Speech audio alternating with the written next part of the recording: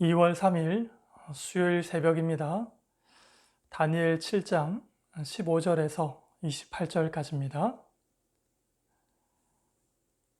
나 다니엘이 중심에 근심하며 내 머릿속에 환상이 나를 번민하게 한지라. 내가 그 곁에 모셔 선 자들 중 하나에게 나아가서 이 모든 일의 진상을 물으매 그가 내게 말하여 그 일의 해석을 알려주며 이르되 그 내 큰 짐승은 세상에 일어날 내 왕이라. 지극히 높으신 이의 성도들이 나라를 얻으리니 그 누림이 영원하고 영원하고 영원하리라. 이에 내가 넷째 짐승에 관하여 확실히 알고자 하였으니 곧 그것은 모든 짐승과 달라서 심히 무섭더라.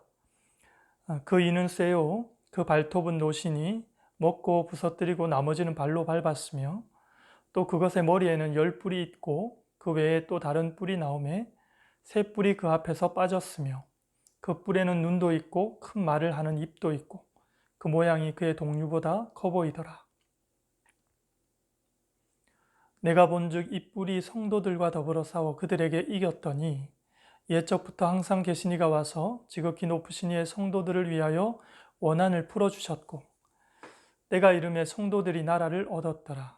모신 자가 이처럼 이르되 넷째 짐승은 곧 땅의 넷째 나라인데 이는 다른 나라들과는 달라서 온 천하를 삼키고 밟아 부서뜨릴 것이며 그 10뿔은 그 나라에서 일어날 10왕이요 그 후에 또 하나가 일어나리니 그는 먼저 있던 자들과 다르고 또 새 왕을 복종시킬 것이며 그가 장차 지극히 높으신 이로 말미암아 높으신 이를 말로 대적하며 또 지극히 높으신 이의 성도를 괴롭게 할 것이며 그가 또 때와 법을 고치고자 할 것이며 성도들은 그의 손에 붙임받아 한 때와 두 때와 반 때를 지내리라. 그러나 심판이 시작되면 그는 권세를 빼앗기고 완전히 멸망할 것이요 나라와 권세와 온 천하 나라들의 위세가 지극히 높으신 이의 거룩한 백성에게 붙임 바 되리니 그의 나라는 영원한 나라이라. 모든 권세 있는 자들이 다 그를 섬기며 복종하리라. 그 말이 이에 거친지라. 나 다니엘은 중심에 번민하였으며 내 얼굴빛이 변하였으나 내가 이 일을 마음에 간직하였느니라. 아멘.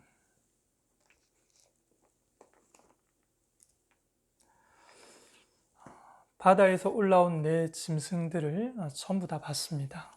다니엘 입장에서 다니엘 자신이 본 환상 때문에 마음이 정말 괴롭고 심히 마음이 혼란스러웠습니다. 계시를 받으면 육체적인 영향을 그대로 같이 받습니다. 그래서 예언자들이 이제 하나님께 계시를 받고 전달하는 과정에서 육체적인 통증을 느꼈습니다. 그런 중에 다니엘은 그 곁에 모셔선 자들 중 하나에게 이 모든 진상을 묻습니다. 그래서 그는 하나님 보좌에 시종하고 있는 한 천사에게 나아가죠. 지금 다니엘은 천상의 총회에 들어가서 이 땅 위에서 일어날 일에 대해서 묻고 또 대답을 얻는 과정 속에 있습니다. 무엇보다 확실한 설명을 이 천사를 통해 다니엘이 듣기를 원했습니다. 그런 다니엘의 요구에 천사는 다니엘이 본 환상의 의미를 1차적으로 좀 간략한 개요 정도로 설명을 하고 있는데요. 17절과 18절에 보시면 그 네 큰 짐승은 세상에 일어날 네 왕이라. 짐승들이 바다에서 왔지만 세상의 왕국을 의미하죠. 그래서 앞으로 세상 나라가 어떻게 발전할 것인가를 보여주는 대목입니다. 특별히 다니엘의 환상 가운데 초점이 어디에 맞춰져 있는가? 이 네 번째 왕국에 초점이 맞춰져 있다라는 것입니다. 이어지는 18절에 지극히 높으신 이의 성도들이 나라를 얻으리니 그 누림이 영원하고 영원하고 영원하리라. 자, 여기서 나오는 성도들은요, 마지막 날에 일어날 경건한 유대인들을 지칭하지는 않습니다. 오히려 이들은 하나님 나라의 언약 백성들을 지칭합니다. 그래서 이들은 인자 같으니, 즉 예수 그리스도로부터 나라를 받을 성도들을 말하죠. 예수로부터 받게 될 이 나라는 적어도 세대주의가 말하는 천년왕국, 임시적인 그 나라는 아닙니다. 오히려 영원한 하나님 나라를 말씀합니다. 그래서 이 나라는 네 개의 왕국들과는 본질적으로 다르죠. 어떤 면에서 다릅니까? 이 나라는 영원하고 영원하고 영원한 나라이기 때문에 그렇습니다. 다니엘의 환상에서 이 네 번째 왕국에 초점이 맞춰져 있다라고 했습니다. 그래서 다니엘은 네 번째 짐승을 보고 사실상 가장 크게 놀랍니다. 그 짐승은 이름도 없는데 이 짐승이 다른 짐승과는 비교가 안 될 정도로 사납고 무섭습니다. 그래서 짐승의 머리에 그 10개의 뿔이 있는데 거기에 눈여겨보고 있는 그 과정에 그 10개의 뿔 옆에 11번째 뿔이 돋아나는 것을 보게 되죠. 그 11번째 뿔이 돋아나면서 옆에 있는 3개의 뿔이 뽑혀 나가게 되고, 그런데 자세히 보니까 그 11번째 뿔에는 눈 같은 것이 있고 또 입도 있어서 아주 험한 말을 내뱉습니다. 신성 모독의 말을 내뱉죠. 그런데 그것이 그 11번째 뿔이 굉장히 강력해 보였습니다. 그 강력해 보이는 뿔이 이제는 하나님의 백성들과 싸워서 이기고 있습니다. 근데 바로 그때 옛적부터 항상 계시니 성부 하나님께서 오십니다. 그래서 성도들을 위하여 원한을 풀어주셨고요. 때가 이르러서 성도들이 그 영원한 나라, 하나님 준비한 나라를 얻도록 허락하십니다. 여기까지가 다니엘이 본 환상이고요. 이제 23절 이하를 보시면 넷째 짐승은 세상에 나타날 네 번째 나라이다. 근데 그 나라는 모든 나라와 달라서 온 세상을 집어삼키고 부서뜨릴 것이다. 이제 천사의 해석이 들어가는 거죠. 다른 나라와 이 네 번째 나라가 어떻게 다르다고요? 우리 표현으로 하면 이 나라는 제국주의를 추구하는 정도가 아니라 범세계적인 제국주의를 추구하는 나라입니다. 좀 스케일이 다르고 좀 여러 가지로 구별되는 나라입니다. 그래서 이어지는 24절에 10개의 뿔은 바로 이 네 번째 나라에서 나오게 될 10명의 왕들을 의미하죠. 그들 뒤에는 한 왕, 그러니까 11번째 왕이 등장하게 되는데 또 이 10명의 왕과 11번째 왕이 구별돼요. 그래서 25절 지극히 높으신 이를 대항해서 큰 소리 치게 되는 11번째 왕, 그리고 그의 백성들을 억누를 것이고 때와 법을 바꾸려고 할 것입니다. 때와 법을 바꾼다는 게 무슨 말입니까? 한 독재자가 있죠.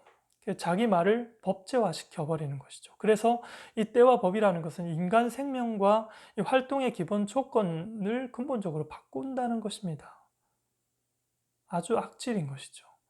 그래서 이전에 모든 독재자는 어떻다는 거예요? 그 전에 독재자들이 있었을 것인데 욕도 많이 했고 정말 무서운 독재자들조차도 정말 착한 지도자였구나 라고 인정될 수밖에 없는 악질 중에 악질이 이 11번째 지도자가 된다는 것이죠. 그리고 하나님의 백성들은 어떻게 됩니까? 한때, 두때, 반때 동안 그 11번째 왕의 손에 넘겨지게 될 것이다. 그러니 하나님의 성도들이 고통받는 때가 이 한때, 두때, 반때로 기록되고 있죠.